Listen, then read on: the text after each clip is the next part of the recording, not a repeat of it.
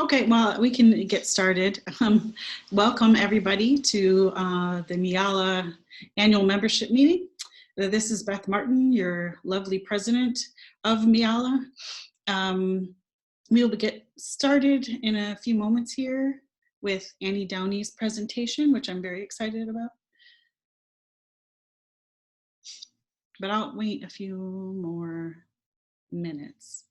Nice to see you too, Juliana, or see you.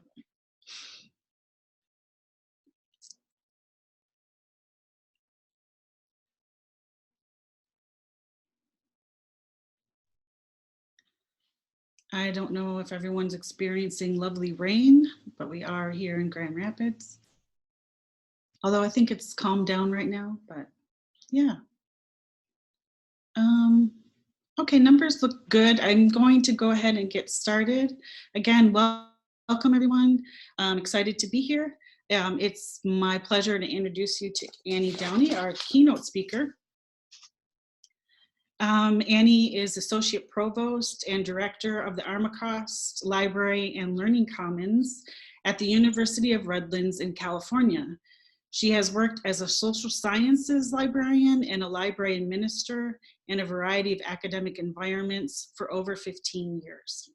She received her PhD in higher education in 2014 and her MLS in 2004, both from the University of North Texas.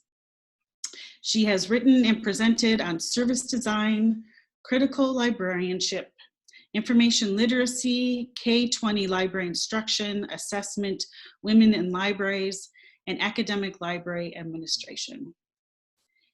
Annie is the author of Critical Information Literacy, Foundations, Inspirations, and Ideas, and is the co-author with Joe Marquez of Library Service Design, a lead guide to holistic assessment, insight, and improvement, and getting started in service design.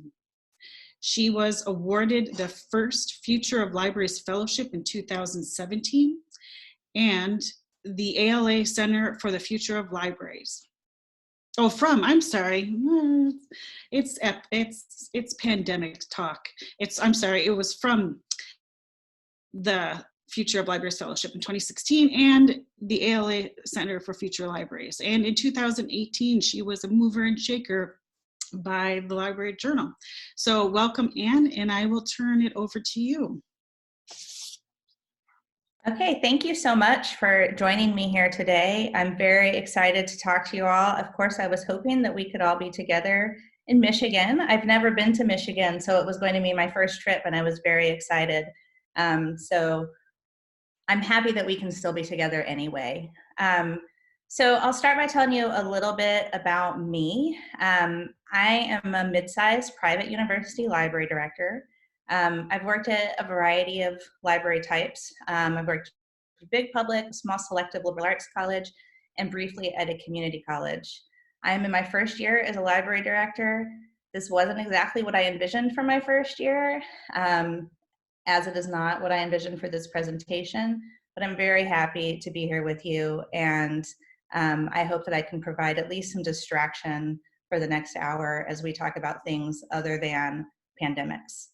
I've spent most of my career as a public services librarian, so when the conference committee first contacted me about this talk, I thought I would talk about the history of public services and the impact of the first wave of American women librarians in the mid to late 1800s, and how that service ethic matches the generation of librarians that are in our libraries today and are entering our libraries today.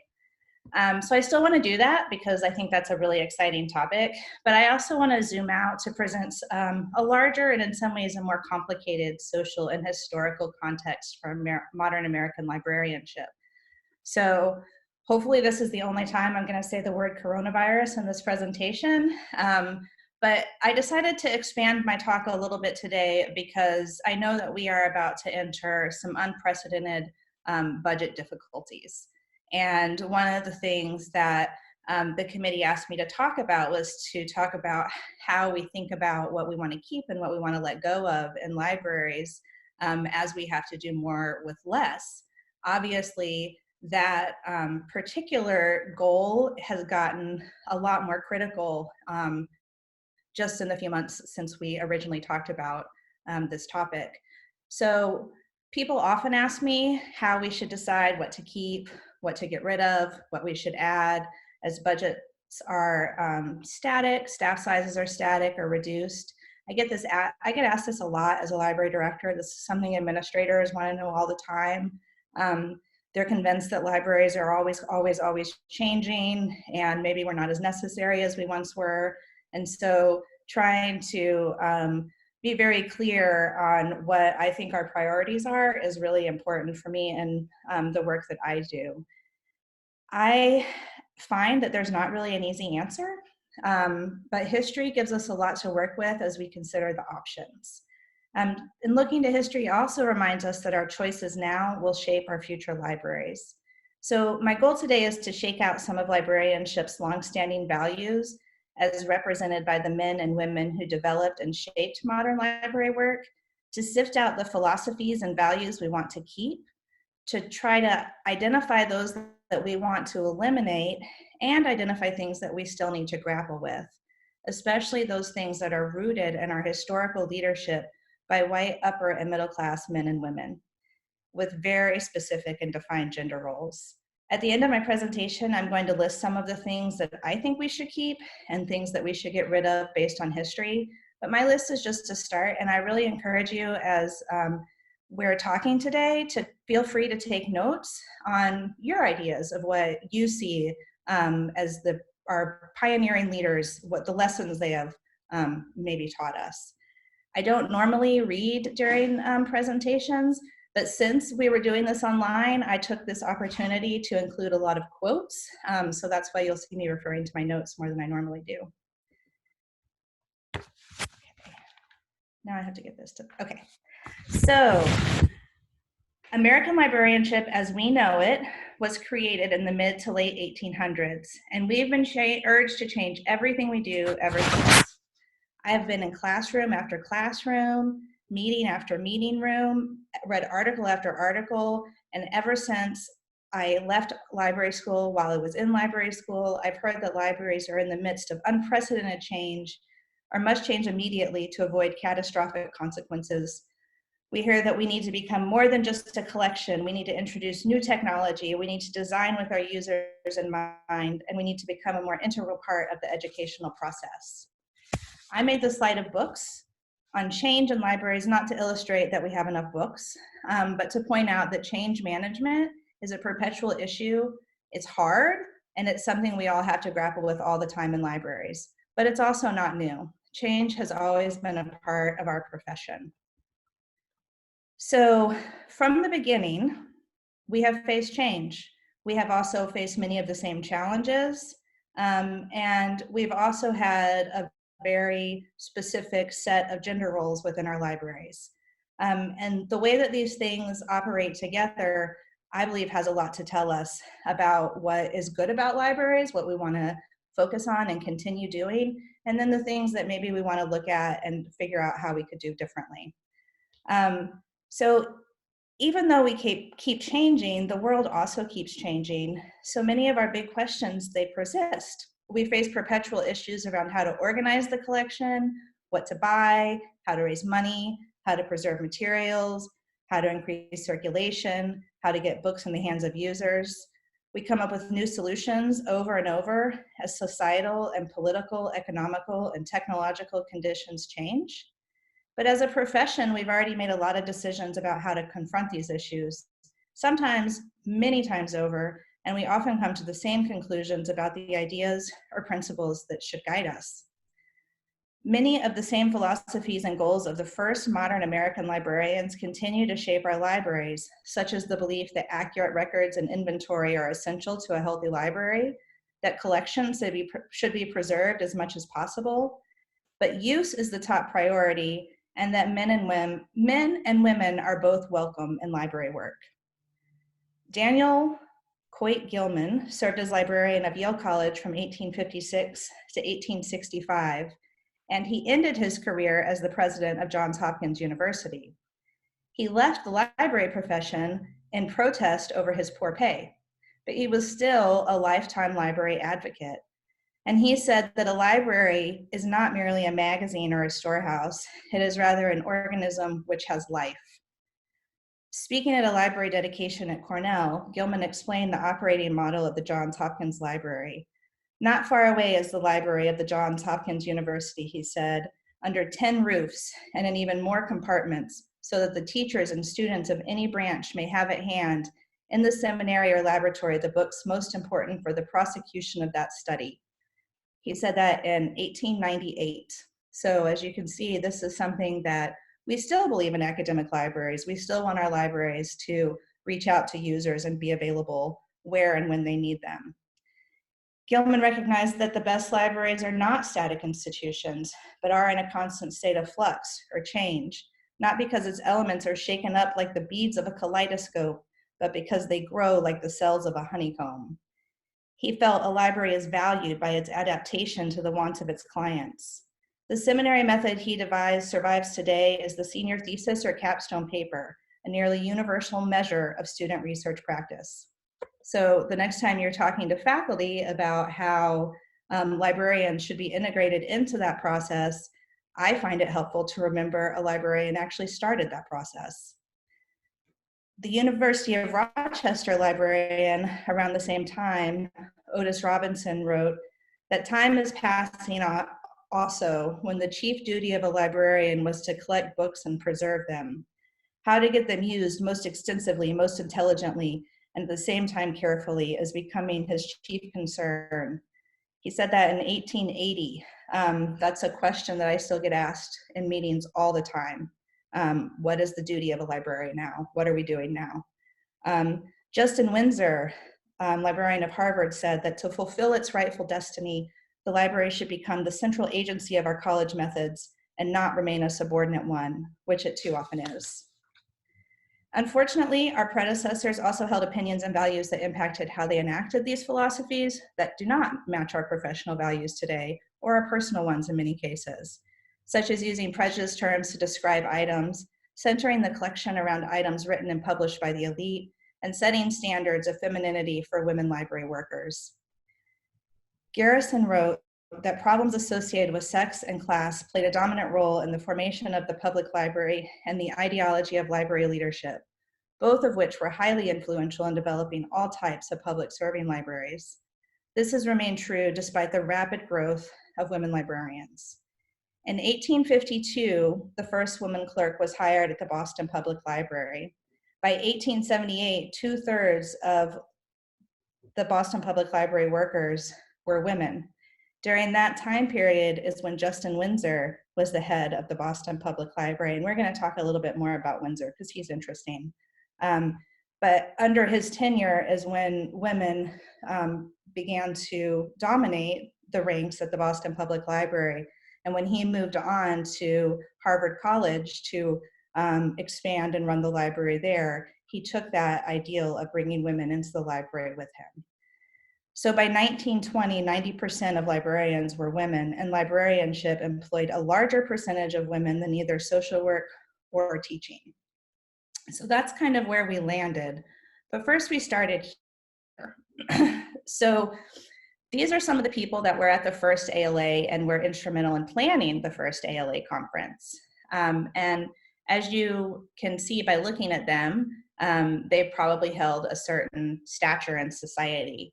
They really did match the patrons that they were trying to support, as well as the library board of trustees that they reported to and often came from. So library patrons were predominantly middle class, and library boards of trustees were overwhelmingly composed of wealthy white Protestant business and professional men. So librarians reflected these values because they were consistent with their upper and middle class origins.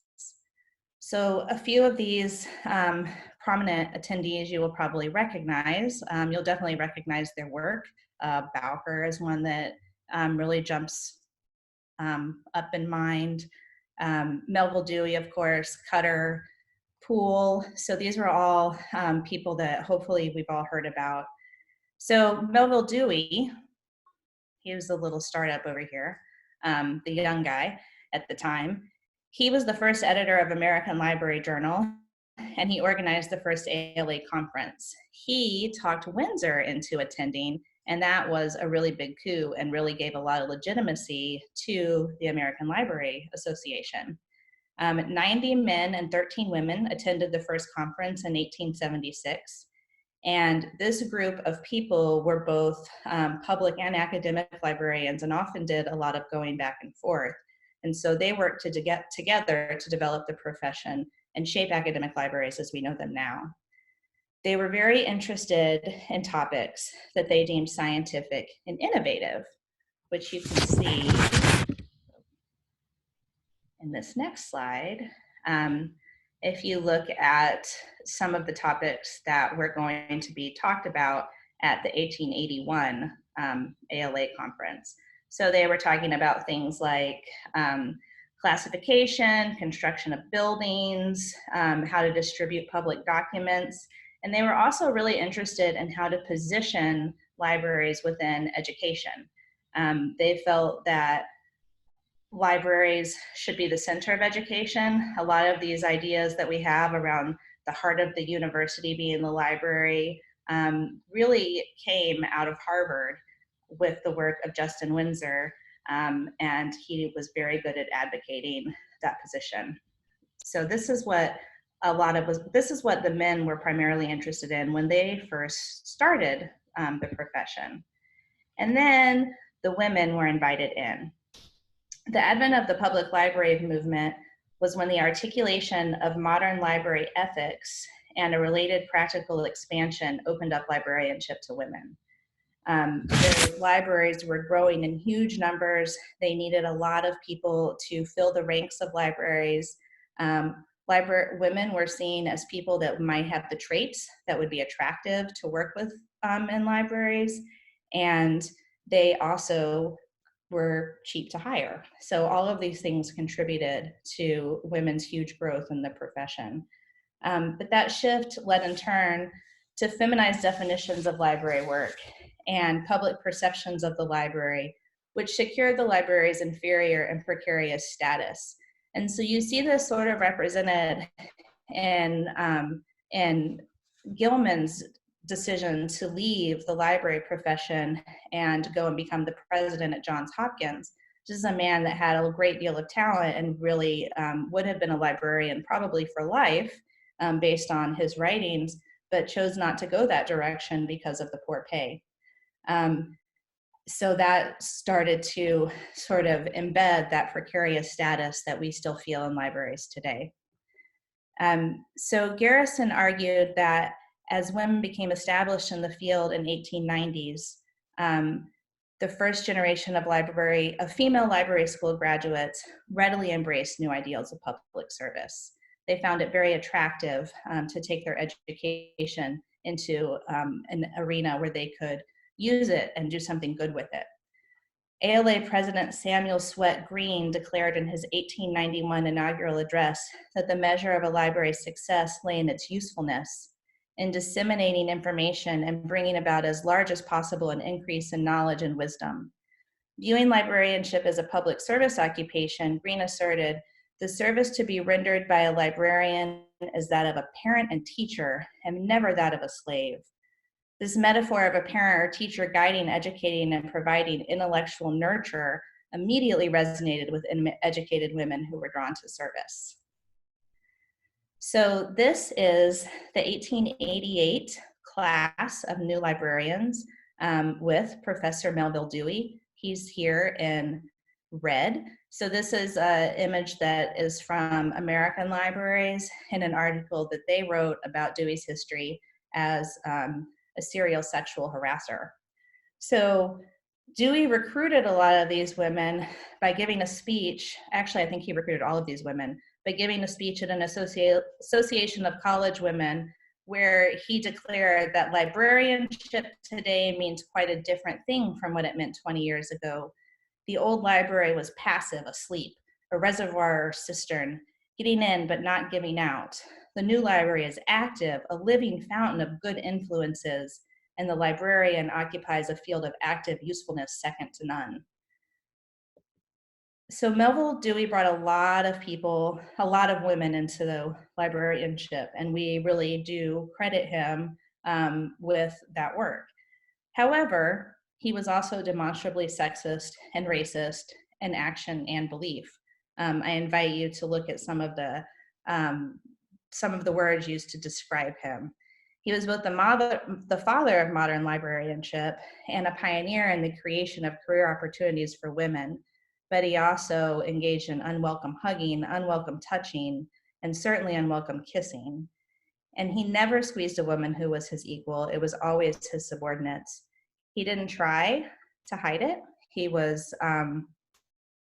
felt that it was fine for him to like women, as he says, and that pure women would understand my ways. Of course, Dewey ended up being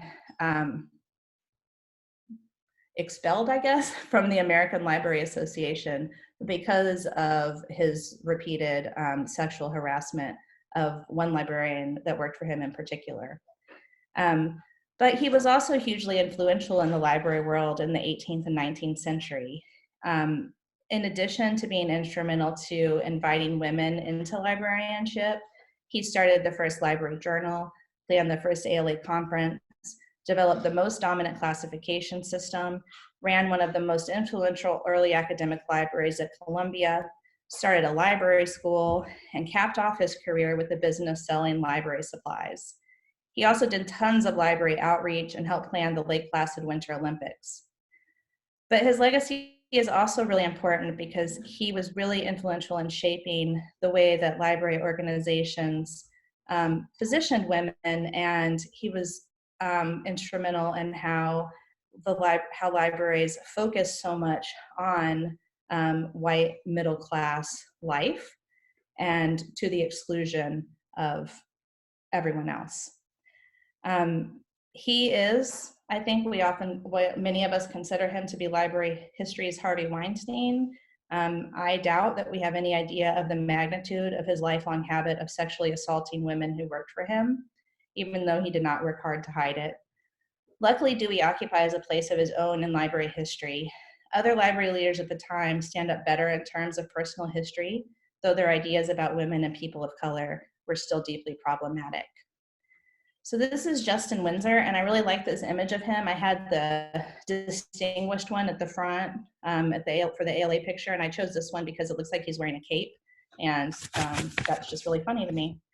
So Justin Winsor was wealthy and lived as an independent man of letters in Boston for over a decade before falling into a library career after serving on the 12-year-old Boston Public Library's Board of Trustees starting in 1866. So he got a position on the chair of the board in 1867 just due to his family connections and because he was wealthy. And he immediately started to study the library. He was very interested in books, very fascinated with intellectual life. And he did a lot of really fascinating research studies on libraries. And so the first one he did was of the Boston Public Library in 1867. And he found that the collections were exemplary, minus the need to buy less fiction and more learned topics, but that the working conditions for staff were unacceptable. There were no staff workrooms, so binding and mending work had to be done in public spaces when no readers were present. The inventory method closed the library for long periods of time, typically a month. The library would be closed for a month to complete inventory at least once a year. Low circulation of materials, and he also believed that the policies and open times were too restrictive. He was the first president of ALA and was president for 9 years. He pushed libraries as educational institutions, not as book warehouses. He devised continuous inventorying. He created branches and delivery stations to better spread books through the city. He set up a card catalog, performed countrywide studies on libraries, studied user demographics to help with book selection, set up relationships with publishers, and advocated for worker-friendly open times, including on Sundays. He also lowered age limits for patrons, allowing children into libraries for the first time. While he was at Harvard, the following things happened. Stacks were open to many students, not all, but many. Course reserves were expanded. He kept circulation statistics and pioneered library use statistical analysis. We can thank him for all of those reports that we have to submit every year. He essentially used customer journey maps to evaluate and improve the book requesting process for students. Customer journey maps are something that we use in service design, so it's very interesting and exciting to me that Harvard was doing this that long ago. He conceived of and taught library instruction classes. He brought students into the Harvard Library for the first time to teach them how to do research. So we did not invent library instruction in our lifetimes. He fought the textbook method of education and encouraged professors to use different texts for their classes. He created a faculty engagement program and a newsletter for outreach. He installed metal stack shelving for books based on what had been developed at the BPL, which is what we, of course, all adopted, and started interlibrary loan. So Winsor, of course, has been credited with all of this innovation, but he's also been described as an administrator who delegated much responsibility to his principal assistants, left them free to plan the details of their work, listened readily to their suggestions, and adopted those which seemed best for the library as a whole.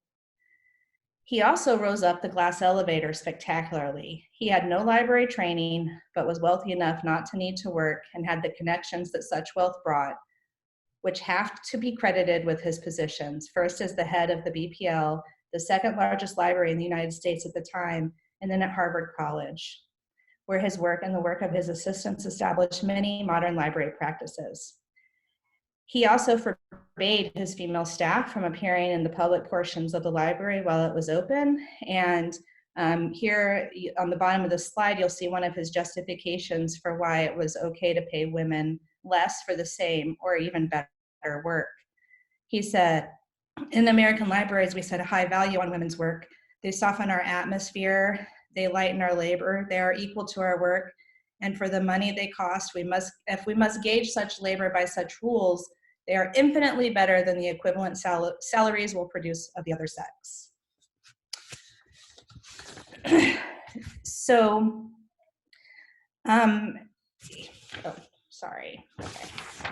so a lot of the way that women were introduced into librarianship and why women were accepted into librarianship is because they represented what true womanhood was. So late 19th century professionalization helped to advance a vigorous masculine culture of enterprise in opposition to feminine genteel culture. This conflict had special consequences for librarianship. Women in the library workforce were perceived as important custodians of morality and providers of service who could enhance the credibility of the new public library movement by being civilizing influences on reading. At the same time, they could feminize the profession. While doing this, however, they undermined the library's contribution to masculine projects that the first round of men librarians had started working on, things such as serious scholarship, science, and business. By the early 20th century, women dominated the workforce, and librarianship's low pay and low status were secured. Librarianship professionalized and simultaneously adopted service over scholarship. In the larger context, the domestic ideal of a true woman helped consolidate European capitalist power. As Puvi said, it provided a salve during a time of huge capitalist growth. By linking morality to a figure, women, immune to self-interest and competition, integral to economic success. So the cult of true womanhood preserved virtue without slowing down productivity. The cult of true womanhood structured the worlds of private and public, the home and the workplace, the family and the professions. It helped to maintain class and race-based hierarchies of power, and it justified women's exclusion from participatory democracy. The main tenets of true womanhood were that a woman should be pious, pure, domestic, and submissive. And these were the women that Dewey argued were suited for librarianship, and they were the women that were presented as natural. So how did women at the time interact with these ideas? In many cases, they embraced it. It was precisely the women with the greatest access to education that were most attracted to these precepts, and they embraced them. Certain women, white, middle, and upper class women, could gain power and influence by living within the confines established for good or true women. But in doing so, they also limited opportunity and roles for all women. And we are still living with that legacy today. So this is Mary Eileen Ahern. I've talked to you a little bit about some of the men leaders in the first round of librarianship, and now these are some of the women that they brought into the profession. So Ahern argued that public libraries provided the best kind of education. She was an Indiana state librarian. She was the founding editor of Public Libraries, which she then edited for 36 years. She became an influential authority on public policy issues related to libraries through her writing and public appearances across the country. She described her vision for public libraries as well as providing practical professional development resources for librarians, which influenced librarians and library practice throughout the United States. She argued that the library was a university of the people. She viewed everything through the lens of service to the community and compared librarianship to a religious calling. Her journal, Public Libraries, featured articles beyond public service to include practical matters and technical services. But even these tended to be client-centered, infused with a strong sense of service to the individual reader. One woman cataloger wrote in 1901, "A catalog to be most useful must be made for the people who are to use it, and not for some theoretically ideal people contemplated by codes of rules." She therefore urged the cataloger to spend 3 to 4 hours a day at the reference desk to learn how people were really using the catalog. Ahern, however, would never have identified herself as a feminist. She refused to combat any arguments for or against the present status of women. Instead, she sought compromise, as many of the women that entered libraries at that time did, advising her female colleagues in the business world to adapt themselves to a masculine code of conduct that differed from the manners of polite society. She was aware of the contradictions that women were facing, and she wrote, "One of the first and most important lessons which a woman who enters the business world needs to learn is the seeming paradox to forget that she is a woman and at the same time keep ever before her that she is a woman." Ahern's solution was for the female librarian to bring the positive values of womanly culture into the workplace, adapt to business norms, and don't lose your dignity or integrity as a woman. Ahern told women in public service to live up to the finest ideals of womanhood.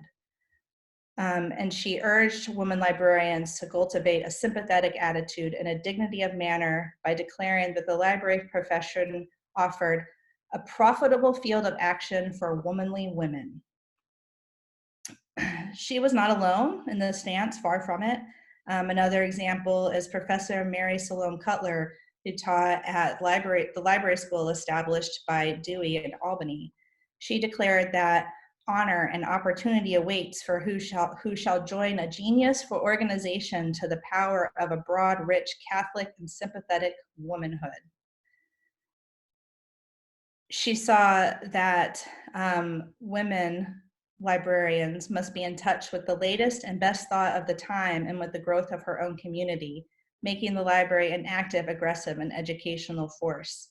So both Ahern and Cutler were encouraging women to adopt business practices to make themselves more successful in libraries alongside men, but to do so while maintaining their very womanly selves.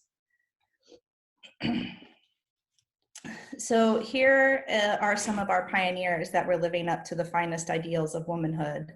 One of the things that was really pushed a lot was that the professional woman should affirm rather than ignore or reject her gender identity.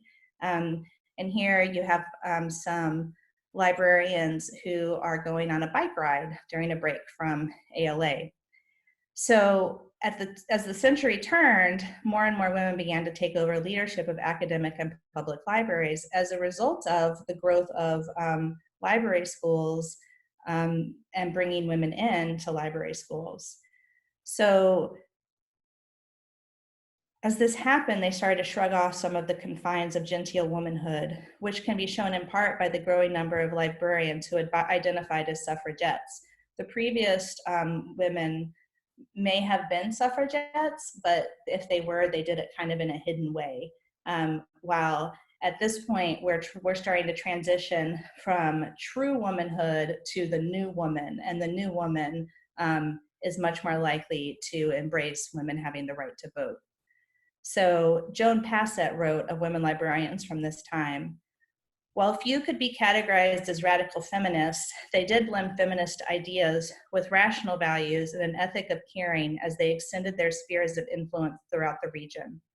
Operating within the constraints of time, place, and gender, they transcended female stereotypes as they pursued their vision of library service. Still, many librarians believe that the professional woman should affirm rather than reject her gender identity.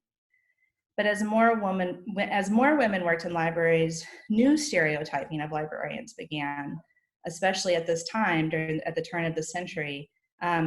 Polly J. Thistlethwaite observed that the old maid spinster librarian image was intended to deride particularly middle and upper class lesbians who populated the profession as it emerged in the United States as one of the few unemployment options open to unmarried women.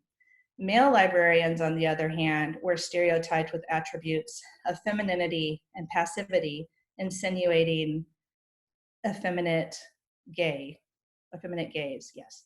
This was not the image presented to attract women to librarianship at that time. Rather, these were largely women that wanted to use their education for the betterment of their communities in a profession that would accept them and not degrade them as women. That some of these women were seeking opportunities outside of marriage is obviously true. In the decades since, librarians have agonized over their spinster image. I, in fact, have a book right here that I've been reading in my time at home about librarian stereotypes. We've agonized over that image. I have myself. But Thistlethwaite challenges librarians to think about why we're so worried about this, arguing that librarians' overwrought professional sensitivity emanated not only from concerns about sexism, but also from a largely unacknowledged phobic aversion to being labeled queer. So now that we have talked about true womanhood a little bit, these are the women. I have a couple of examples of women that were in the next round, of the new women round. Gratia Countryman was somebody who definitely identified as a new woman, starting all the way back when she was in college. She gave some speeches talking about that. She finished library school in 1889 and started work at the Minneapolis Public Library under James Kendall Hosmer. She was the nation's first female head librarian at the Minneapolis Public Library from 1904 to 1936. And when she accepted this job, she knew that she would be making 1/3 less than her predecessor. She made $2,000 per year. Due to her philosophy of outreach, collections and reading rooms were established in Minneapolis fire halls, factories, hospitals, and an open air reading area in Gateway Park. She ran the library for over 32 years and then helped increase the library's scope and reach exponentially. She saw the building of 12 branches and a mobile library truck. Her staff added over 500,000 volumes to the already substantial catalog. She developed programs for children, adolescents, and young adults, and helped adults find and hold jobs during times of war, recession, and depression. And this is Grace Hebard. I don't actually have any of Grace's quotes here because I love the pictures here so much that I just wanted to really focus on those. Dr. Hebard was a successful engineer before changing professions to become secretary and a member of the University of Wyoming's Board of Trustees. She basically took a relationship that she had with the senator. She'd known him since she was a child, and somehow managed to talk him into putting her onto the University of Wyoming's Board of Trustees, and also to hire her to be the secretary to the board. While she was in that position, as she was for many, many years, she had a huge influence on the growth and expansion of the University of Wyoming. And during that time, she also became the university's first librarian. She assumed the role of librarian without pay in 1894, and she established a library from some sacks of books that she found in a small locked room at the university.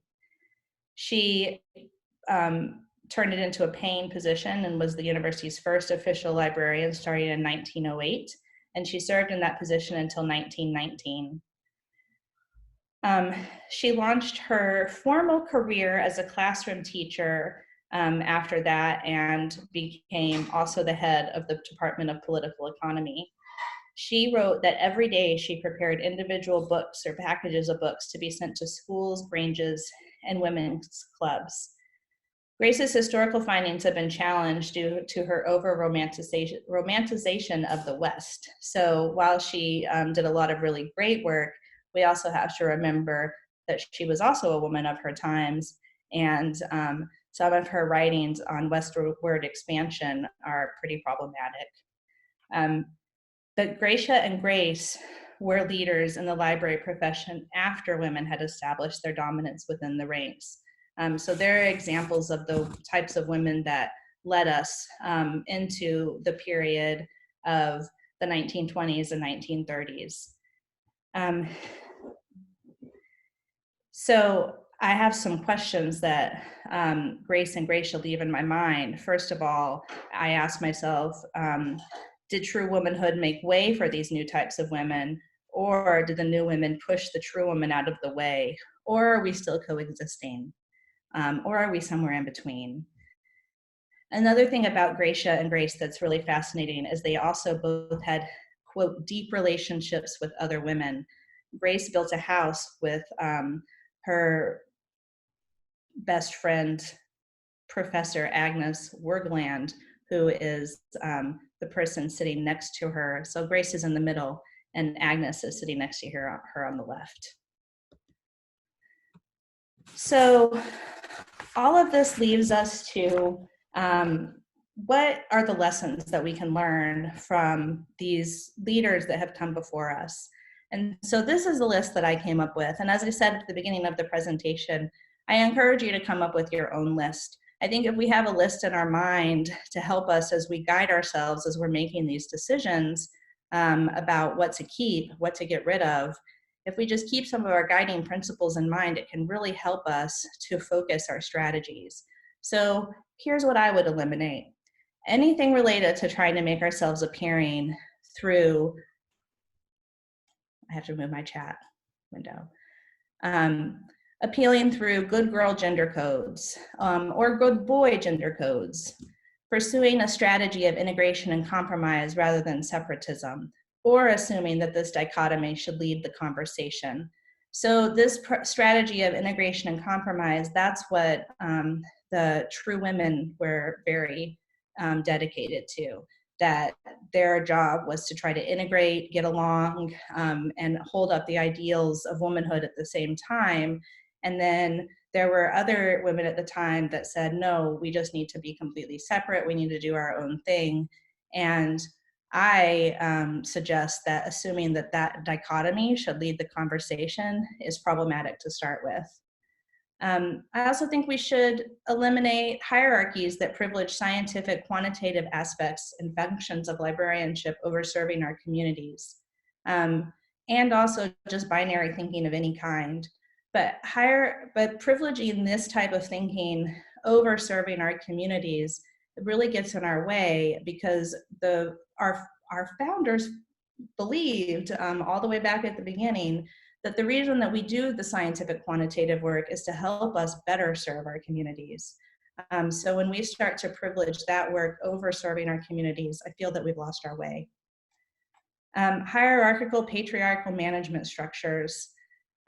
These have not made sense in librarianship for a really long time, yet we still adhere to them, and I would say that they cost us a great deal in efficiency and effectiveness.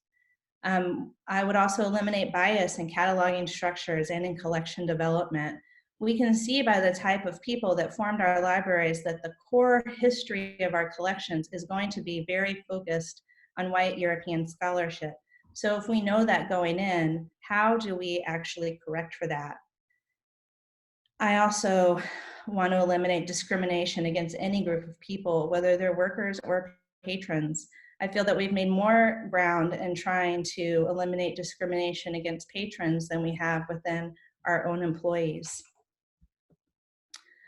And so that leads me to the positives of what would I keep? So I was thrilled to discover that the idea that everything we do in libraries is a service to the community is something that librarians have thought for a very, very long time, including the collection, including the space, all of that is a service, which is something that we also try to enforce with service design. The accurate classification and description are the foundation of the library. In my position as an administrator, one of the things I've had to do is advocate really heavily for technical services departments, because if we don't have good classification and description and organization, then all the front end work that we do it's just not as useful. The library is the center of education, a lab for learning. Of course, we want to keep that. That the library is for people, that we design services around local needs, that we should get as many books or whatever it is we provide to as many people as possible. Outreach never ends. Justin Winsor learned that back when Harvard was brand new and had very few professors. And the other thing that the men that started our profession were very clear on, that I would like to see us do a better job as adopting, is that librarian roles are as important as faculty roles. The men that originally held these positions, they left the positions when they didn't get proper pay. They pushed back, they advocated, they said that librarians are as important as faculty. They believed that then, and I still believe that now. And so finally, some words of wisdom from Gratia Countryman. We believe in books. We believe in a free opportunity to read them. We believe in a library which supplies the opportunity. We believe in people who support the library. We believe in bringing the people in the library together. We believe in good services when the people come, and we believe in advertising our service. I would keep all of that. And so in sum, change is constant. I think our values can help us prioritize.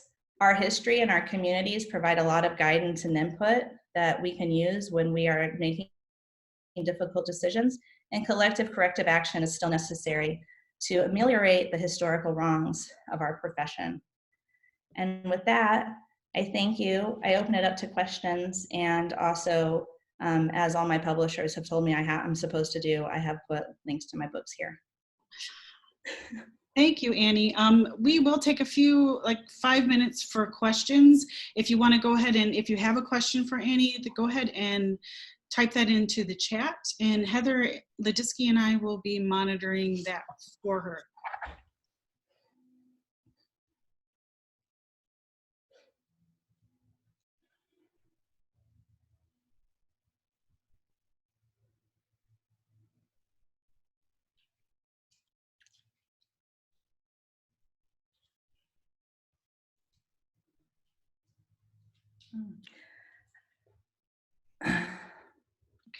Okay, so what's my feeling on faculty status and our tenure for librarians in light of this history?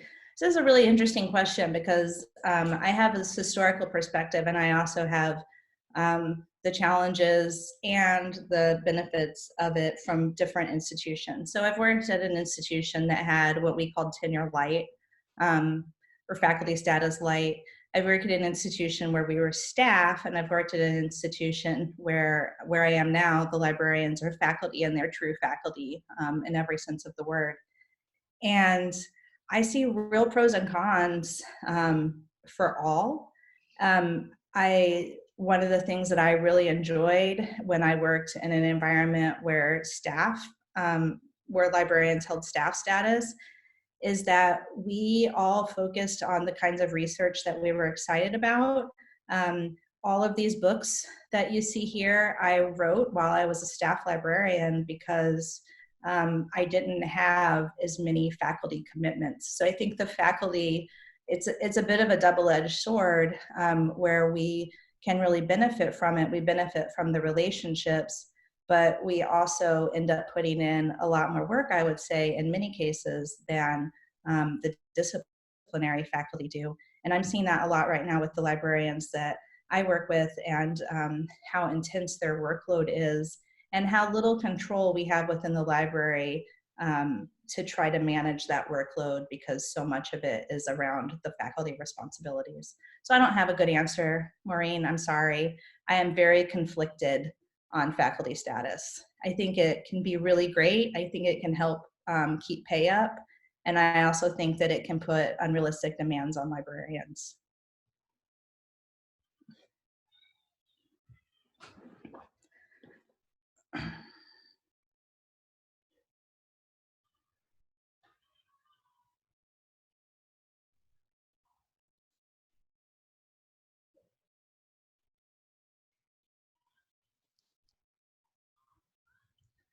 Any other questions for Annie? I assume there's no questions because everyone's processing and they're thinking about it. I do want to let everyone know that I had a lot of references in this presentation, which I did not cite in my, did not cite very well in my presentation. Bad librarian of me. I'm gonna fix all of my references and share the presentation with Heather to post on the website.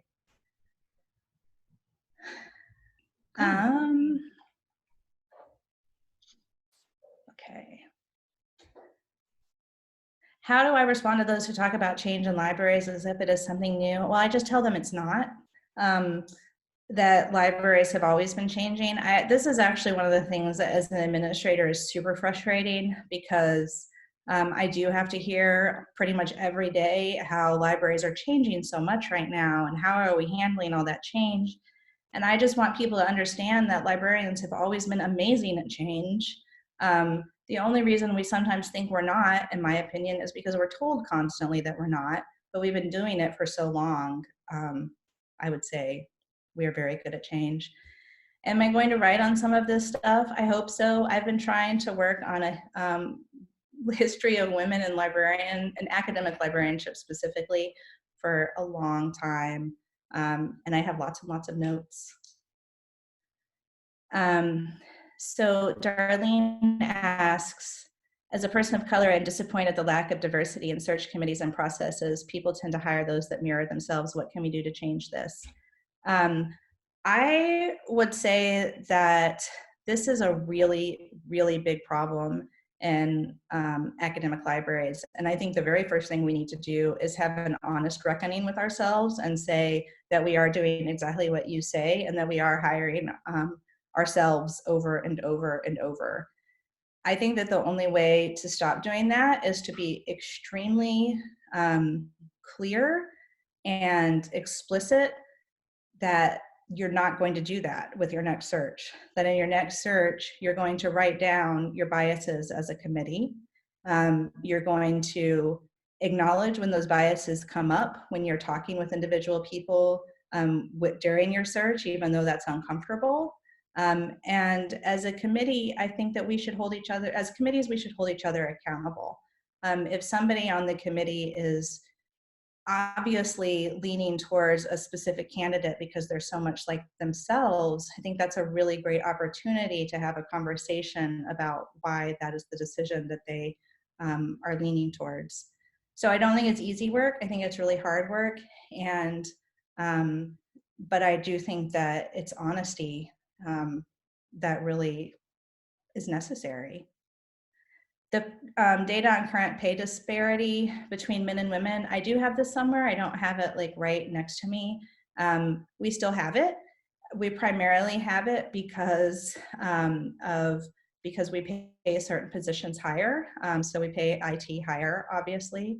And we also still have it because men are more likely to be placed in leadership positions, especially more quickly than women.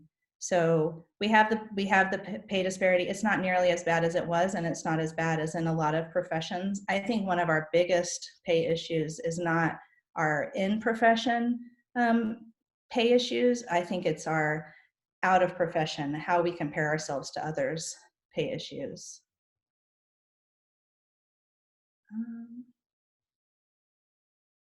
Oh, the neckties. Okay, Julia, I'm just going to admit that the reason that several of the photos probably had necktie, that may have been my bias. I really love those pictures of women wearing neckties, although they did wear them.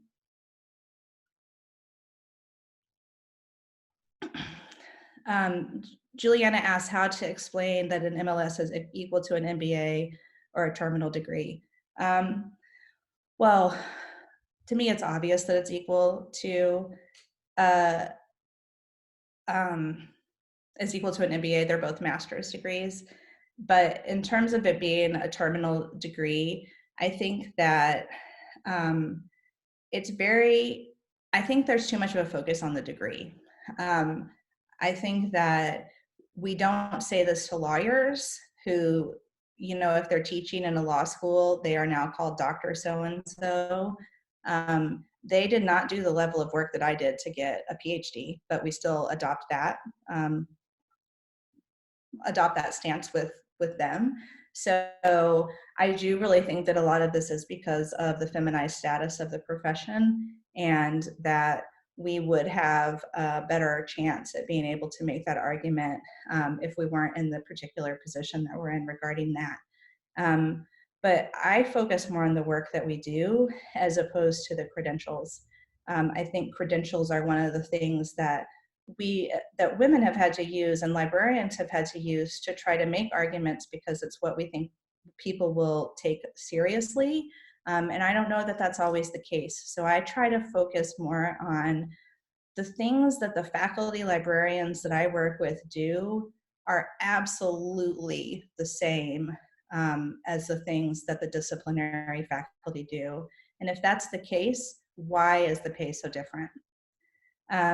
So pay disparity outside of the profession, by that I mean between librarianship and other equivalent professions, other professions that require the same amount of intellectual thought, knowledge work, what have you. So my best example is IT. IT is a much newer profession than librarianship. If we want to talk about credentials, their credentials are always, almost always lower than ours. They're dominated by men, and they make more than we make. I just saw some salary information just this week that made me very, very unhappy between IT and library.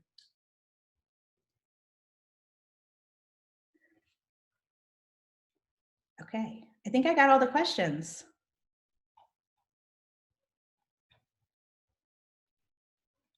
I have to unmute myself. Yes, thank you. Thank you, Annie, and everyone is writing in. Thank you. Thank you all. Thank you, Stacy. I wanted to call out Stacy Anderson. Stacy Anderson held the job that I got at UNT. Stacy going to Michigan is the reason that I got to get my first professional librarian job. No, actually, I went to Virginia. Oh, you went to Virginia first? No, I didn't. No, you're right. I did go back to Michigan. I'm sorry. I came from Virginia. Sorry, it's been a long time. Yes, I give myself credit for starting Annie Downey out. No, I just kidding. Thank you, Stacy. Because also Stacy is the one that left me a history librarianship position, which led to my love of history. Oh, yeah, you're welcome.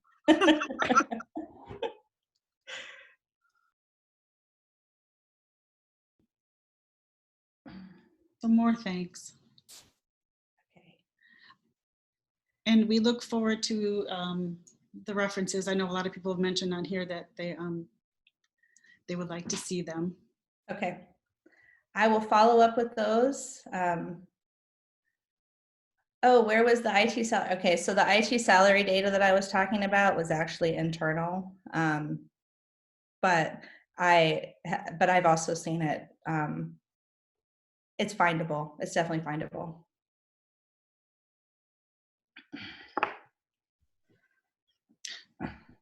All right, well, thank you again, Annie, for joining us. I know that with the time change, you don't have to stay for the rest of the meeting, and we will understand that.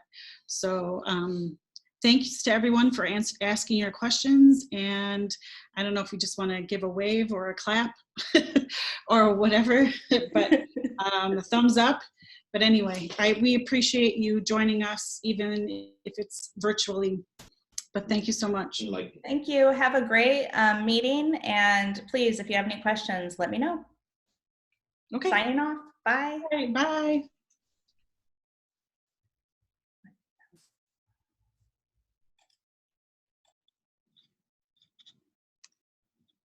Okay.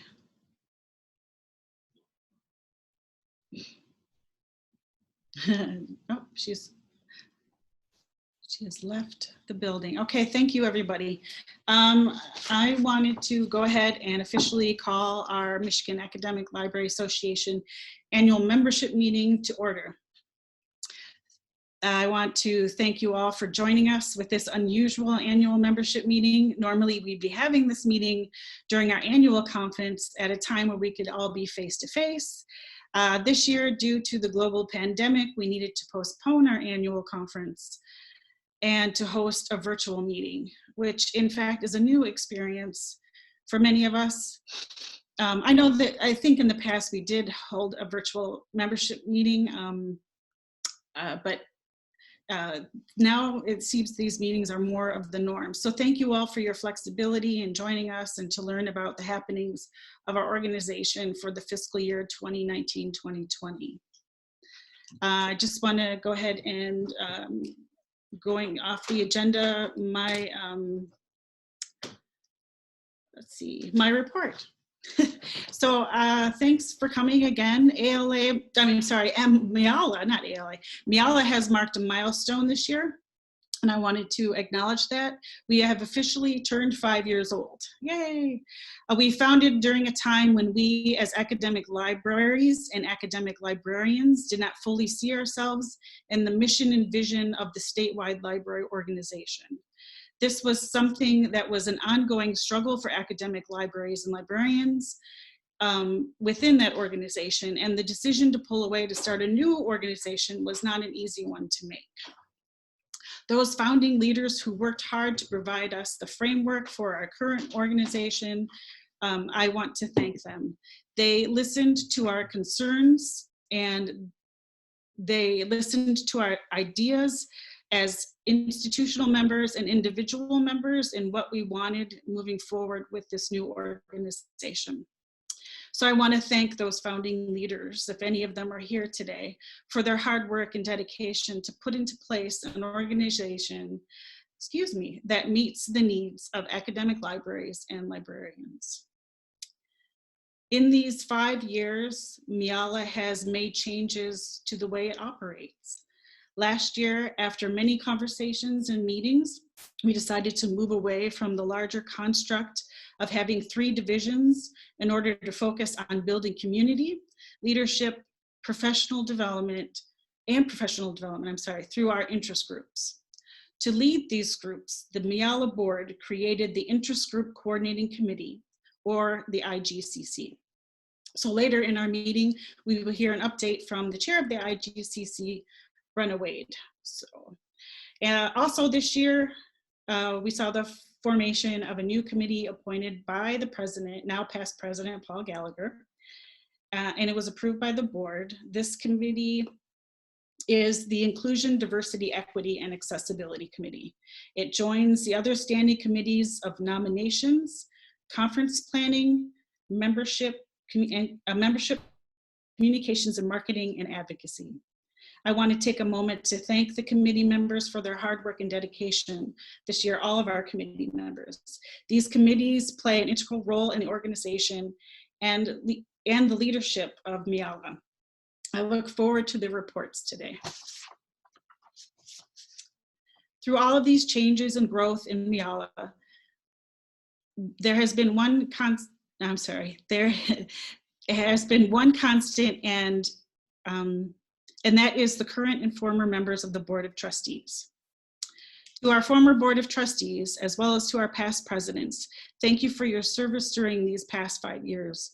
Your leadership has shaped our organization and is still shaping the future of our organization today. In addition, I wish to thank our current Board of Trustees for your hard work and dedication this year. We had to make some difficult decisions this year due to the global pandemic and its impact on our conferences and professional development. I want to personally recognize Paul Gallagher, Cynthia Simpson, Gina Bolger, Clayton Hayes, Helen Look, Elaine Meyer, Jen Friaro, Bethany Kennedy, Carol Knoll, and David Mullen, I'm sorry.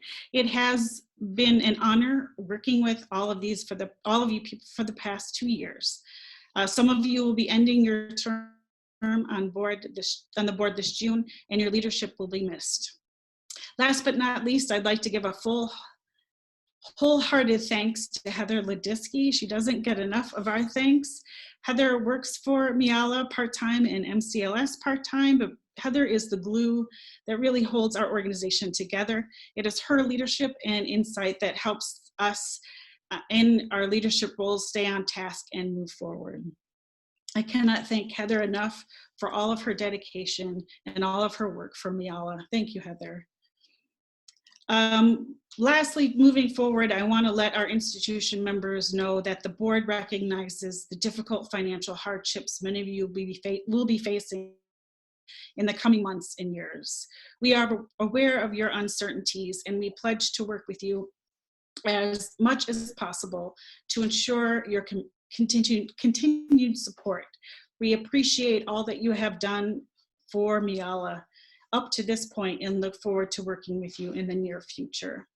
I also want to reassure our individual members that we are not going anywhere. MiALA is here for you to allow a space for professional development, service, and professional growth. We will be also looking at due structures because I know many of you are facing economic hardships during this time. So we are having these conversations even this week. So stay tuned. Our membership committee will be giving an update, but they've worked hard on language and how we want to work with you in the future. So that will be coming to you shortly. So thank you, members, for your continued support, and we look forward to working with you in the future as well. These are uncertain times, but I'm confident that the creative and thoughtful leadership of our members of MiALA will continue to provide professional opportunities in our organization.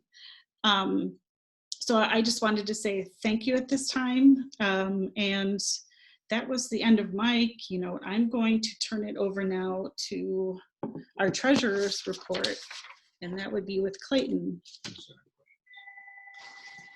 Okay, I'm trying to get ready.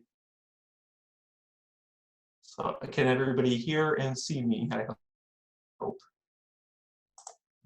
Yes. Yes, okay, good. And I think, and I'm gonna share I have a couple slides that I'm going to share. Oh no, don't look at that. That was a later slide. So I'm not sure this is going to take 10 minutes. I'm sure everybody's fine with that. But I just want to give a brief overview of where we're at financially so far for fiscal year 2020. Oh, hi, my name is Clayton Hayes. I'll introduce myself. I'm a librarian at Wayne State University and have been in MiALA since 2015, I think is when I started. So not quite from the beginning, but close. And I have been the treasurer for the past 2 years. Just to start out, I wanted to make a note that everything I'm going to be talking about is comparing the fiscal year up to and including April. And so I have some numbers from last year and this year, and I'm trying to compare like to like, I guess is what I'm trying to say. So I'm not comparing our numbers for this April with full year numbers from last year. And of course, preparing this report to you all and the work as a treasurer in general would not have been possible without Heather, who Beth already thanked very eloquently. So I won't go too much more into that, but just know that her support is essential to what I've been doing as well. And so this is kind of just a breakdown generally of our operational budget and our year-to-date revenue and expenses. Not everything. I think that would have been a bit much. I just wanted to give folks a general sense of how we're bringing in money, which is primarily through memberships, both institutional and individual, and what we're spending our money on, which for the most part is, there we go, paying for Heather's contract, which is more than worth the amount of money we're spending on it, as well as other little things here and there. We're going to compare, as I said, the 2019 and 2020 numbers in just a second. I will also mention our other stuff, our conference revenue and expenses so far. Sorry, I lost my place for a second. So the conference revenue and expenses are kind of up in the air at the moment. We're kind of working with the different conference sponsors to kind of figure out a path forward. And so it may be that these numbers are going to change. I think we kind of expect them to change in the near future. So I don't have too much else about conference budgets either this year or going forward, just because things are so much different this year than they had been, and hopefully different from how they will be next year as well. I do want to point out that in late in the fiscal year 2019, we opened a savings account with some kind of surplus funds that we had to serve as a rainy day fund in case of unforeseen economic difficulties. The idea being that the amount of money we have in there can cover about a year of both operation and conference expenses. This seems like a really, really good idea now. I'm very glad that we did it. So I think everyone would agree that this was very timely. It's good. It's good for us, certainly. So comparing last year to this year,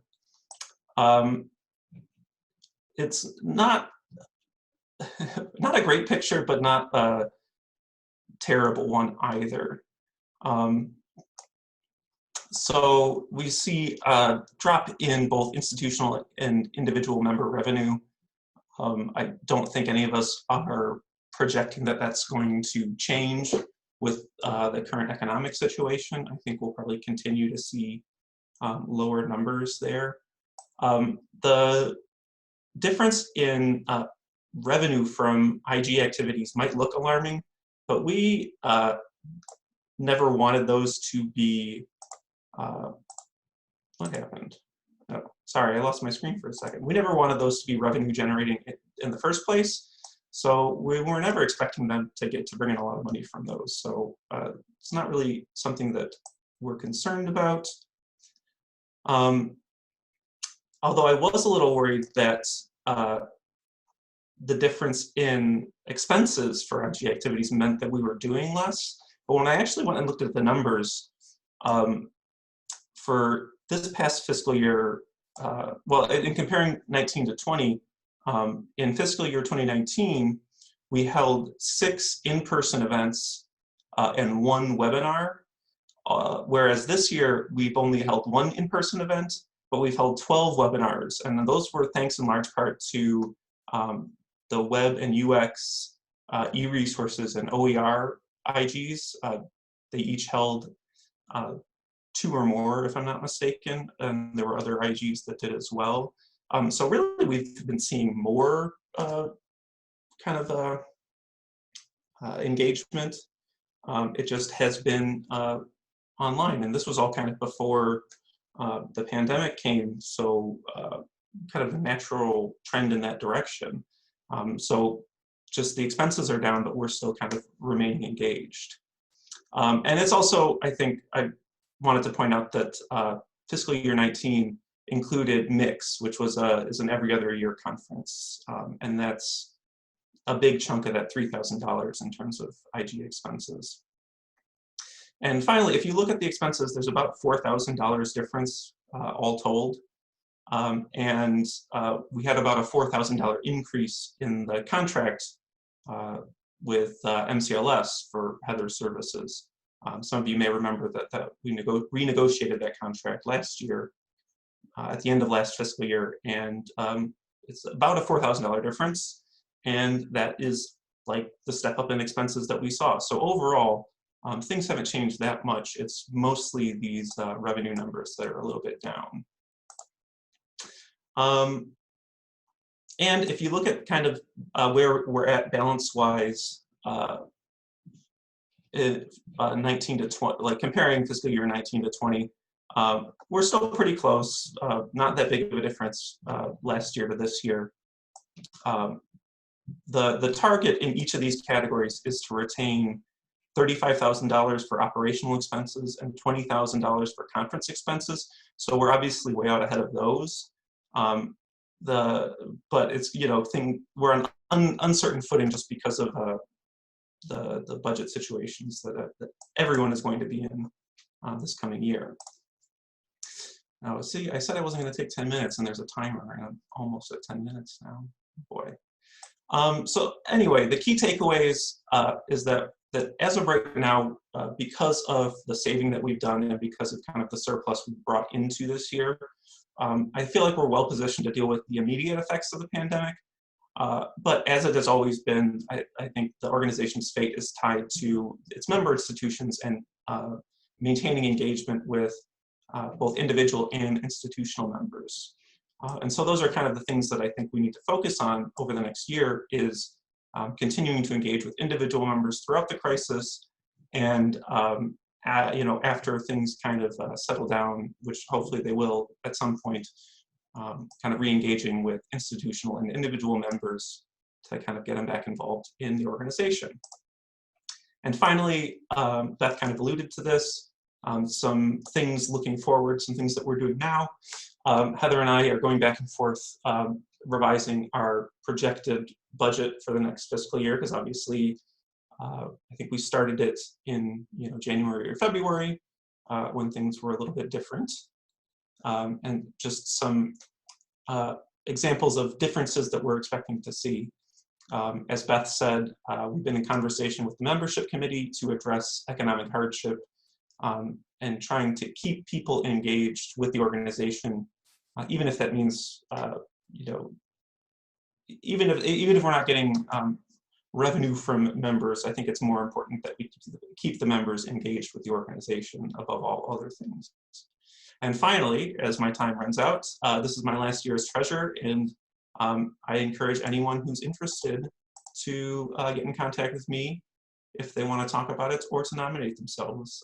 I enjoyed it, and I think it's a great service opportunity, or professional service opportunity out there. So I encourage anybody who's interested to give it a try.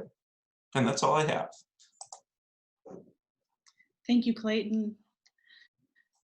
Oh, there we go. Hey, thanks. I'm back. We're gonna save questions for the end, but next we'll be moving to Brenna Wade, who is the chair of the IGCC. So go ahead, Brenna. Okay. So yes, I am Brenna Wade. I have been the chair of the IGCC this year.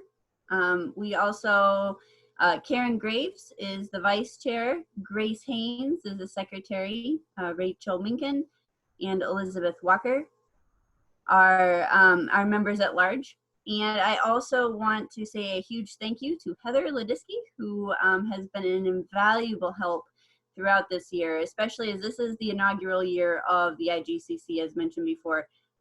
So we weren't entirely sure what we were doing, and Heather has been a huge help with that in just really helping us move forward and kind of get some things established with that.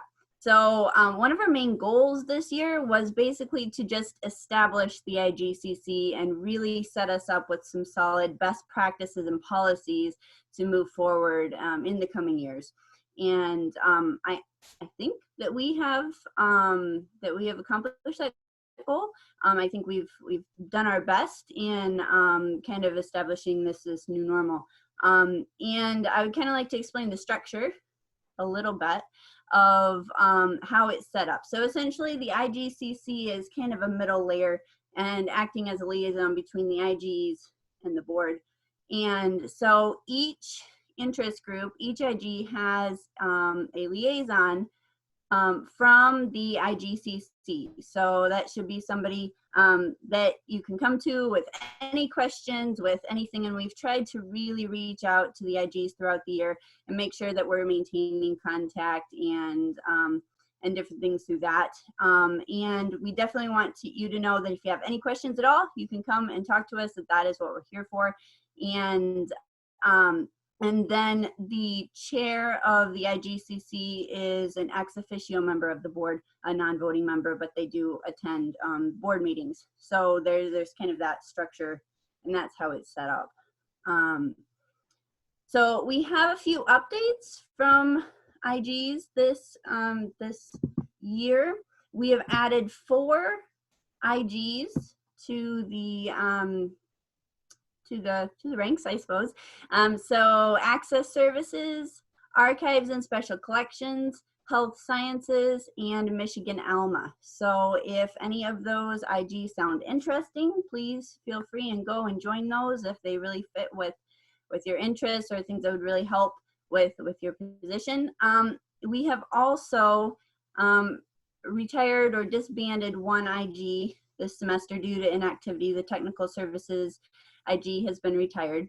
But there is still a variety of IGs out there with a variety of interests and focuses. So I highly recommend, if you are not members of IG, to really look and see what's out there and maybe join some. There's some really interesting things going on with that. In the coming year, there are 4 new positions available on the IGCC. So I highly recommend, if you're interested in getting involved in the organization, to nominate yourself for a position of the IGCC. I've had a really good time this year in being involved in that, and I hope that I think it would definitely continue. So highly recommend being a part of that if you're interested. If you have any questions about the IGCC, you can definitely talk to myself or any of the members on there. We would be happy to answer any questions on that. And so, yeah, I think that's all I have. Thank you, Brenna. Next, we will go to the membership committee update. That's me. Fresh off a power outage at my house, just as the keynote ended. So hello, welcome back to me. I do have some slides as well, so I'm going to go ahead and share those and get us started. So hopefully you can all see this now.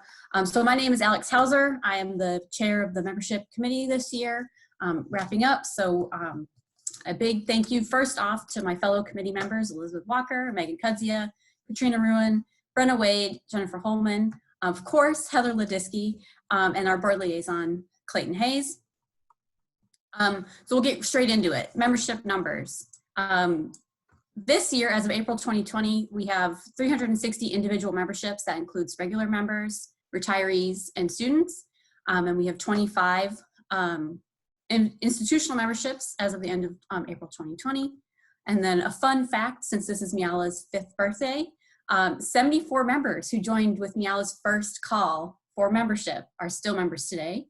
And then 45 members joined after that first call, but before the end of June, which was MiALA's first year of existence, and they are still members today. And then we still have 13 of our original institutional members still with us today. So thank you to those 119 remaining individual charter members and the 13 institutional charter members. You'll notice this is since June 2019, we've kind of had a big drop off, and that was reflected in Clayton's, in the numbers that Clayton was showing as well. I have some theories on this, and let me tell you. So last year we required MiALA membership to those, even if you wanted to just submit a proposal for the annual conference. So I think this is one of the reasons why we had a large drop-off at the October 1st drop-off rate for non-payment of a renewal. But you can see we've steadily gained back that membership, but we're obviously not at that high level that we were at the end, in June 2019, when we had 387 individual memberships. New budget cuts and economic hardships due to the coronavirus of COVID-19 will likely present some challenges to membership as well, but the full effects, of course, remain to be seen.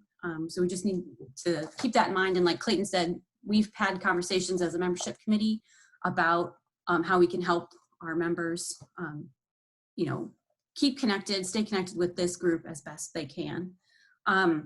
Institutional memberships, we were at 27 at the end of June 2019, and we're obviously at 25 now. So those are holding steady, but again, remains to be seen what impacts the pandemic might have on this. Committee activities, we've actually been fairly active as a committee this year, which I'm really excited about and very proud of my committee with, for helping me with. So in September 2019, we conducted a membership survey. So thank you to all the members who did reply and provide us with great survey data. Some results, recommendations, and actions have already been taken from the material that we got back from you. So first off, the renewal timeline. For those who maybe aren't aware, all MiALA memberships renew at the end of June. So no matter previously, regardless of when you joined, you need to pay again the $40 at the end of June 30th. So that caused some confusion and potentially some economic hardship for people who maybe joined in April or May, and then we're being asked to pay another $40 again in the June renewal period. And we heard that on the membership survey. So now new members who join after May 1st are members through June 30th of the following year. So that has already been an action that has been taken care of based on survey feedback that we got. Another thing was common concern from the survey results was a lack of funding or time available to attend the MiALA annual conference. And so we started working with the conference planning committee for some potential solutions, or what we could do to maybe just bridge a gap a bit and make it a little bit more accessible. So we were trying to determine a way to identify the top presentations at the annual conference, and then offer those top presentations as a webinar later in the summer or fall of following the annual conference. This was obviously put on hold given the pandemic, but it remains a strong recommendation for both committees moving forward. So it is something that I would personally like to see moving forward as we, as my time on the committee comes to an end, but taken up by future committees. And finally, we put forth a mentoring program this year. In October of 2019, we launched the pilot, the very first ever mentoring program for MiALA, and solicited volunteers. In December of 2019, we matched those volunteers into pairs. And I want to say the hugest thank you to the MiALA members, because we had more volunteers to be mentors than we had people who were actually asking for a mentor. So thank you. I've worked on other committees that have been involved in matching mentor pairs. And we very rarely have had more mentors than mentees. We're always asking for extra people that, like, can you possibly take another mentor, person on under your wing? But that is not the case with MiALA. So that's just a huge thank you. And I think that really goes to show how much the members care about each other, and we want to network and connect and build each other up. So thank you for that. We created 7 pairs based on the identified mentee needs, and then set them off to, network and work through whatever those identified issues were. We are working on a process for soliciting feedback from those pairs right now to find out how this first year of the mentor program has gone. So if you're in a mentor pair right now, please be on the lookout for an email from me or the membership committee asking for your feedback. We would really love to hear how this first go around has gone for you, and what you maybe would change or keep the same. And that is all I have for me. We'll do questions at the end, I know, but if you have concerns or ideas, please send an email to membership@miala.org. Thank you, Alex. I appreciate it. Next, we're going to move on to the Advocacy Committee. I think Rachel is here. I am here, Yay. as is Jessica Sender too, my co-chair. Oh, great. You can see Jessica, you can't see me, too bad. It's just how it is sometimes. But we want to both take a moment to thank the MiALA Advocacy Committee members, our board liaison, Bethany Kennedy, Leah Morin, Trista Nelson, Jill Sott, Laura Thompson, Arlene Weismantel, and a special thank you to Tom Volkening over at MSU and Shannon White at the Library of Michigan.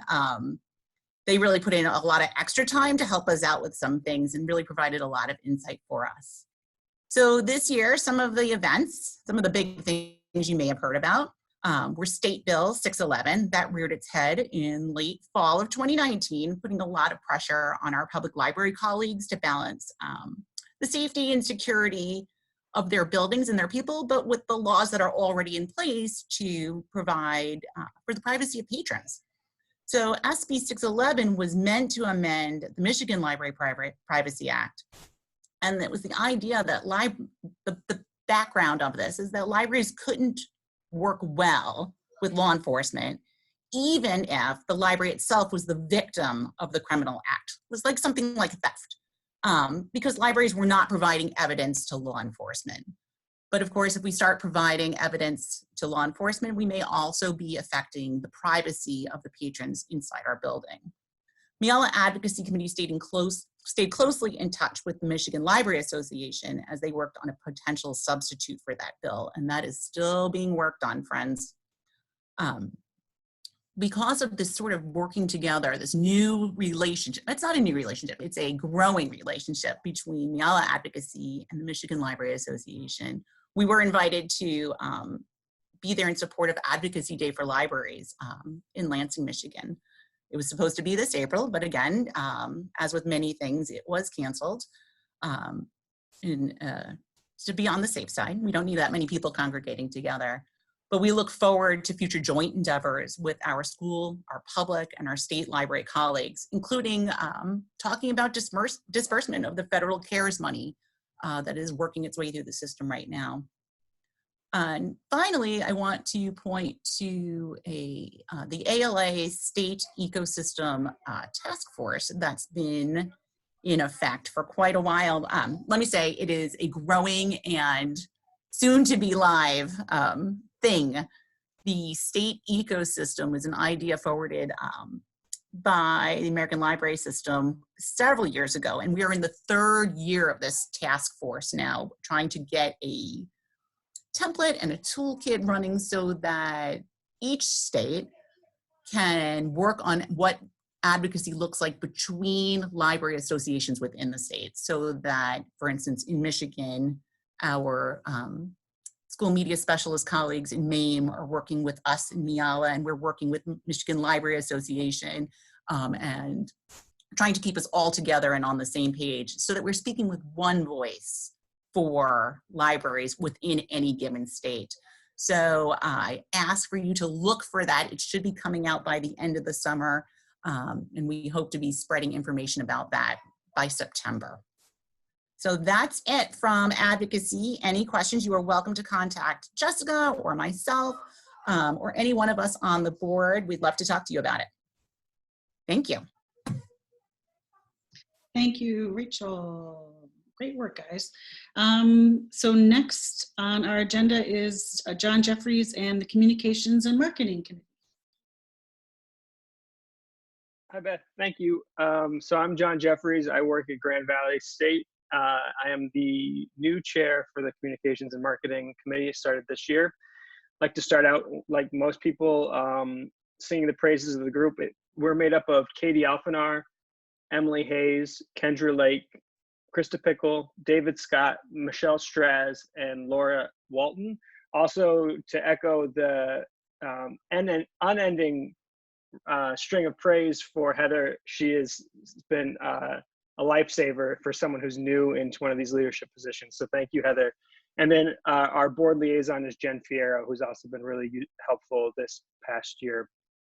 To give you a quick overview of some of the accomplishments that we've achieved over the last year, starting mostly in September.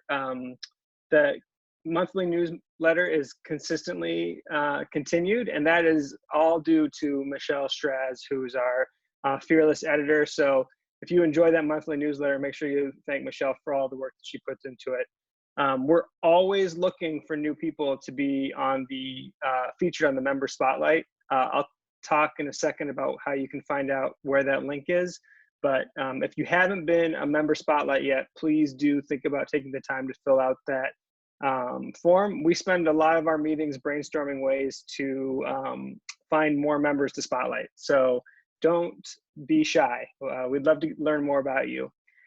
We've done a process revision for social media coverage. We're trying to be more strategic about how we generate content and how we're pushing things out, mostly right now with Twitter and Facebook.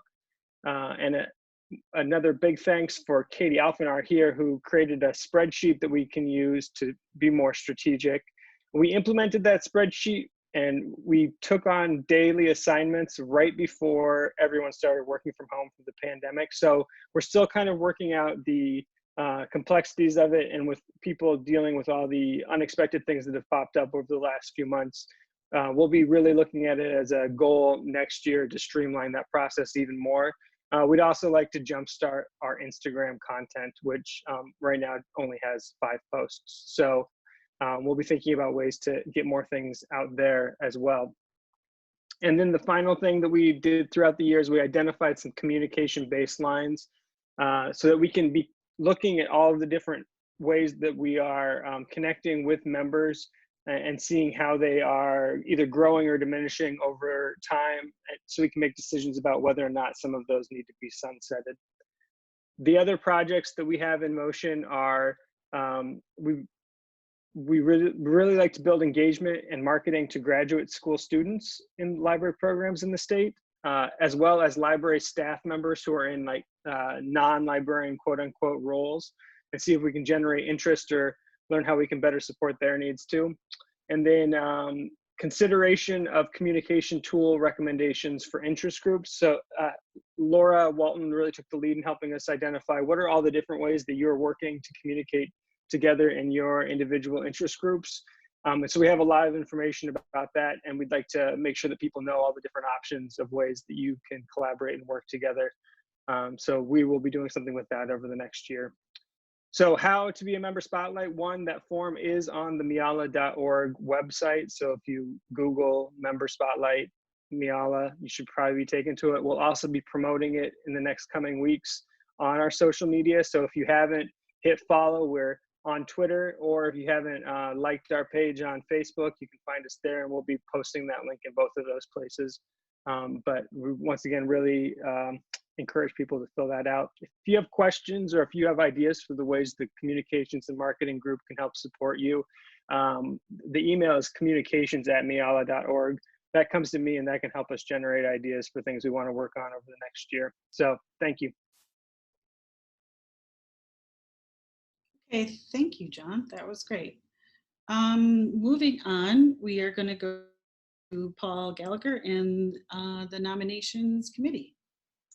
Great. Good afternoon, everyone. And thank you for hanging in with us today. I wish we were all in Big Rapids right now, but my thought when we came into this afternoon was, boy, next year is going to be twice as special. We can just kind of save up all that energy for next year's conference. I'm here this afternoon to represent the nominations committee. I'm going to do the same. Let me share a screen here.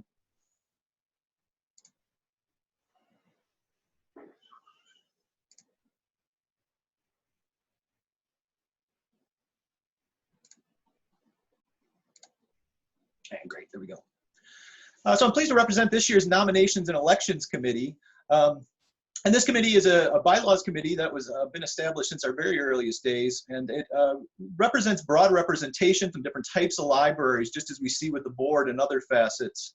So of course, myself as immediate past president, I have the honor to serve all of you as chair, as well as Heather Ledisky as MCLS, and I will chime in with everyone else in singing her praises for all her help guiding our processes, as well as Serena Vekvilar from Wayne State University and Christine Tobias from Michigan State, Frank Krapansky from Lansing Community College, Molly Lederman from Washtenaw, Jeremy Barney from Hope, and Mize Martin from Aquinas College. The first thing to put out there is what is open this year? What are we accepting nominations for?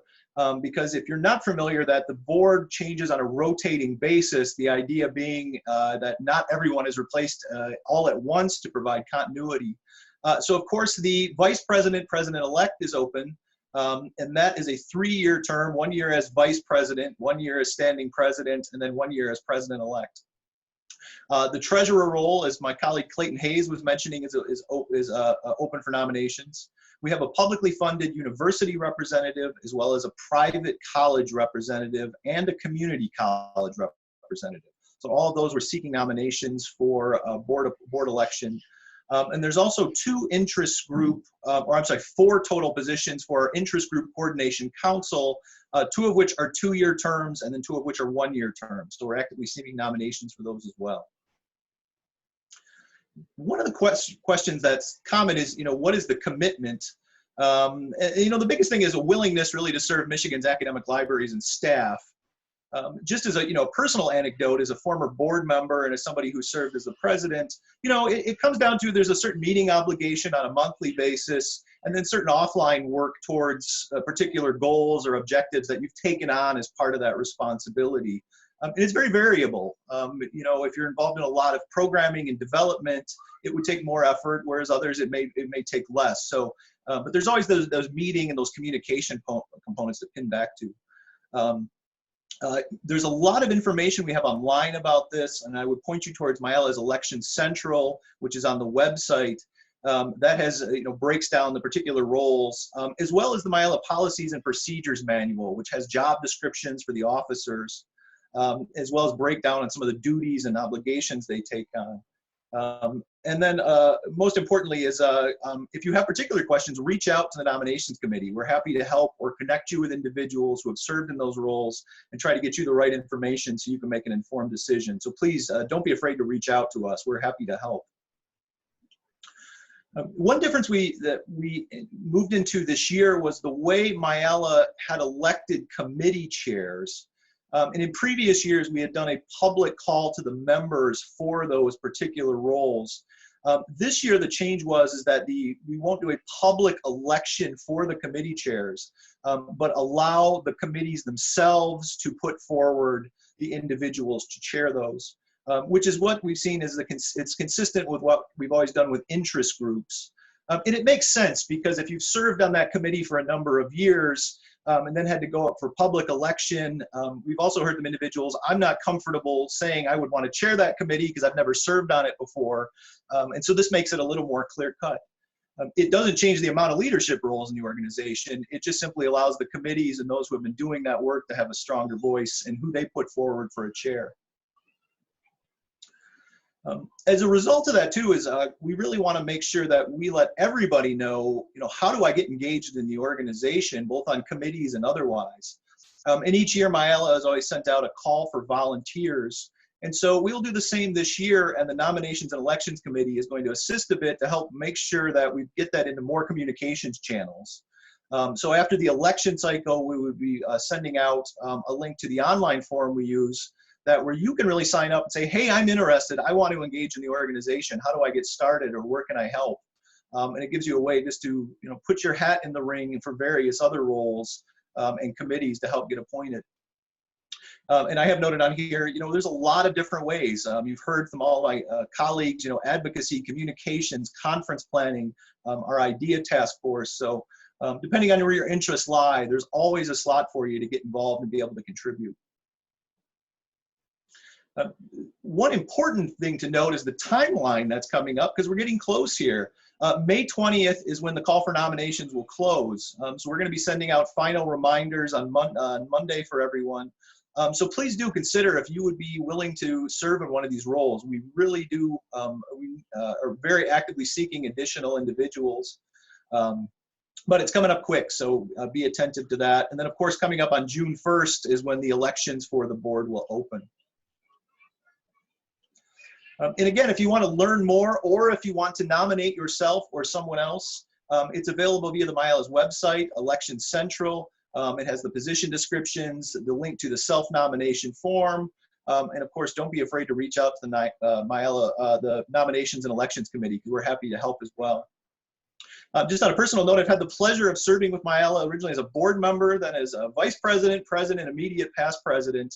And so it's bittersweet, as this would be my last elected leadership role, but personally, I can't wait to look forward into the coming years to what other areas that I can help contribute my time towards the success of what we've all been doing together. So what a fun period to kind of come in as a member perspective and be able to participate a bit more. So thank you. That's the end of my comments, the nominations. At that, I'll stop sharing and I'll hand it back to Beth. Thank you, Paul. That was great. Yes, and I encourage everyone, yes, everyone to think about serving MiALA. It's a great experience. Next, we're going to go to our conference planning committee with David Scott. So I'll hand it over to you, David. Hello, everybody. Welcome to Big Rapids. You all having fun? My friend Sam here is going to help me with my talk. I'm not as prepared as the other people, but I am setting MiALA record this year. I will be the first and hopefully only two-time program conference chair, because we have decided to basically take this year's conference and make it next year's conference. So our work is pretty much done. What we're going to hope to do, though, is seriously, we're going to maybe open up another call for a few extra proposals and possibly extend the day on Friday a little longer for perhaps some extra sessions and or poster sessions. So those of you that need to, get sessions for promotion or tenure or merit can still do that next year in a more of a limited basis. But we have a great slate of programs. Hopefully everyone was willing to do it again next year. And we'll just move the conference to May of 2021. We'll have it in the same venue. We'll be in flight. You can come see Sam. He'll be here to see you. That's up on the 3rd floor of our building.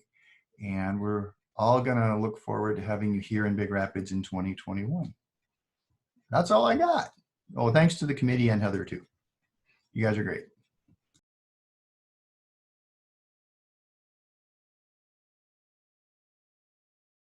Okay, thank you.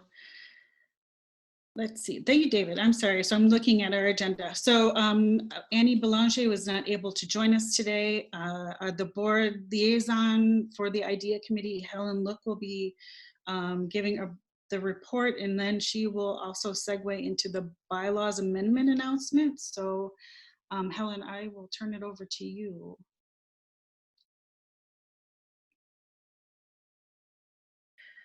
Hi, everyone. My name's Helen Look. I literally just got power back in my home like 30 seconds ago.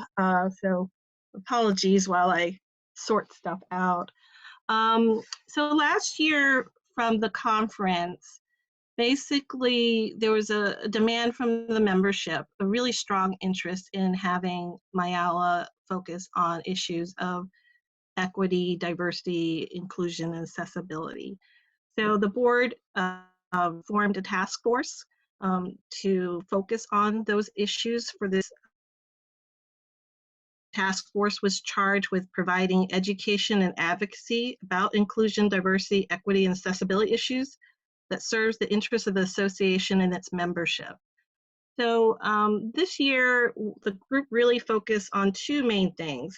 First of all, it went to review and make recommendations to the MiALA annual conference in terms of focusing on how the meeting could be more inclusive and accessible and welcoming to all.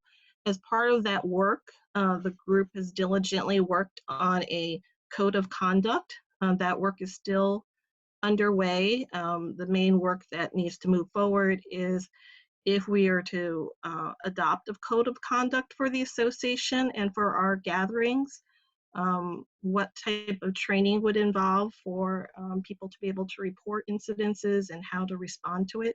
So that would be ongoing work. The other area that we were focused on was looking at ways to increase greater participation from groups that perhaps were not able to participate, such as library students, support staff, or folks from underrepresented groups. So there's been a lot of work that's been done this year. And at this point, the task force had put together a proposal to the board that the task force officially become a committee. Oftentimes, as we know, these issues of inclusion, diversity, equity, and accessibility, those aren't things that you can easily do within a year. I mean, we spent most of the time looking at best practices for the conferences and doing other things. We know these are not single year processes, and the idea of a task force suggests something that's very short-lived, and we know that solving these kinds of issues in a timely manner really is something that's complex and challenging and requires significant amount of effort and evaluation and continual improvement. So the board has approved a recommendation to make this into a committee. What you'll see happen is that a document will be sent to the membership via email with a note about the recommendation to make this task force into an official committee. You'll be able to vote on this on the ballot along with the other nomination things. So finally, I want to just thank the committee chair, Annie Belanger, and the committee members, Grace Morris, Jeremy Barney, Mary Kickham-Sammy, and the number of folks who've worked on with the group through the engage in this work. We took on some really complex issues, and it required a lot of openness and honesty and integrity to really think through what we need. You know, as a 5-year organization, we still have space to grow. So we welcome any feedback to the task force about what future work could entail. So I guess that covers both the task force update and the bylaw proposal recommendation.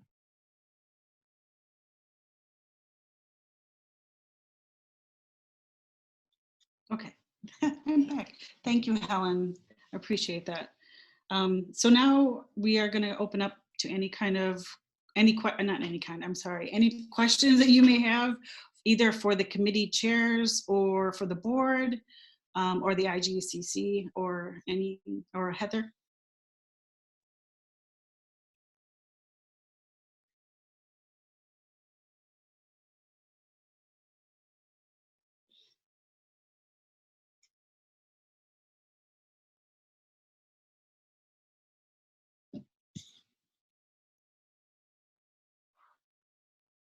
Don't be shy. I know some of you may be processing. We've had a busy year this year. I do want to thank everyone who gave reports today. And I want to, again, even though she's not with us anymore, I want to thank Annie Downey for our keynote talk. And just a reminder that this is being recorded for future, in case you might have missed any part of the meeting today.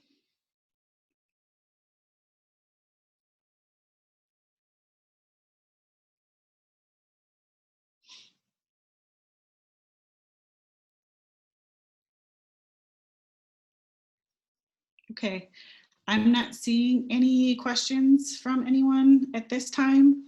Well, thank you. Oh, thanks, John. Everyone enjoys the rest of their day. We will adjourn this meeting. You're welcome, Susan. I'm just reading the chat. Okay. All right, so I will adjourn the meeting. Enjoy the rest of your day, and I'm sorry we couldn't be in Big Rapids, but I hope to see everyone there next year. Thank you, everybody. Beth, this is Clayton. There was one question. Okay, there is one question. I'm sorry. I'm sorry. I'm just missing everybody.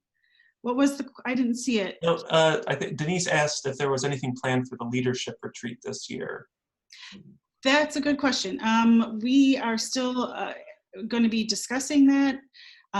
That is something that Cynthia and I will be working on. We're not sure yet if it'll be a face-to-face or how that will be. So it's like Cynthia said, it's a work in process. Thank you. Sorry, I missed the question.